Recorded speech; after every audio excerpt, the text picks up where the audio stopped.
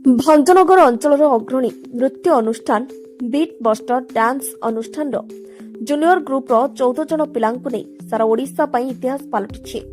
ଏହି ଅନୁଷ୍ଠାନର dance teacher mister ମନଭୀର ଭୂୟାଙ୍କ ତତ୍ତ୍ୱାବଧାନରେ ଆଜି ଏହି ଗ୍ରୁପ୍ ଭଞ୍ଜନଗରରେ ତାର ବିଜୟ ଉତ୍ସବ ପାଳନ କରି ଭାରତର ମୁମ୍ବାଇଠାରେ ଅନୁଷ୍ଠିତ ହେବାକୁ ଥିବା ଅଲ୍ ଇଣ୍ଡିଆ ହିପ୍ହପ୍ ଚାମ୍ପିୟନରେ ଭାଗ ନେବା ପାଇଁ ମୁମ୍ବାଇ ଗସ୍ତ କରିଛନ୍ତି ଏବଂ ଏଥିପାଇଁ ଅନୁଷ୍ଠାନର ସମସ୍ତ ଅଭିଭାବକମାନେ ମଧ୍ୟ ବହୁତ ସହଯୋଗ କରି ପିଲାଙ୍କ ସହିତ ଅଭିଭାବକମାନେ ମଧ୍ୟ ମୁମ୍ବାଇ ଗସ୍ତ କରିଛନ୍ତି।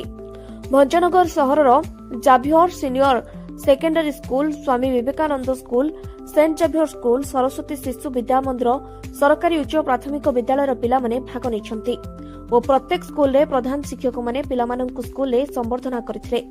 ଆଜିର ବିଜୟ ତିଳକ ଉତ୍ସବରେ ଭଞ୍ଜନଗର ବିଡିଓ ମହୋଦୟ ମୁଖ୍ୟ ଅତିଥି ରୂପରେ ଏଏସ୍ଆଇ ସମ୍ମାନିତ ଅତିଥି ଭାବେ ଆଇ ସମୀର ସେଠୀ, ବସ୍ୟକୂଳ ଘୁମୁସର ଅଞ୍ଚଳର ସଭାପତି କେ ଅଶୋକ କୁମାର ପାତ୍ର ଓ ପ୍ରତ୍ୟେକ ସ୍କୁଲର ପ୍ରଧାନ ଶିକ୍ଷକ ମାନଙ୍କ ଦ୍ୱାରା ବିଜୟ ତିଳକ ଲଗାଯିବା ସହିତ ଓଡ଼ିଶା ଘୁମୁସର ପତାକାକୁ ଉଡ଼ାଇ ସମସ୍ତଙ୍କୁ ଉତ୍ସାହିତ କରିଥିଲେ ଓ ପିଲାମାନେ ସ୍ୱର୍ଣ୍ଣପଦ ଜିତି ଆସିବା ପାଇଁ ଆଶୀର୍ବାଦ କରିଥିଲେ। ଶେଷରେ ଅନୁଷ୍ଠାନର କୁନି କୁନି କଳାକାରଙ୍କ ଦ୍ୱାରା ନୃତ୍ୟ ପ୍ରଦର୍ଶନ କରି ଘୁମୁସର ମାଟି ଆଜି ଗର୍ବିତ ହୋଇଛି।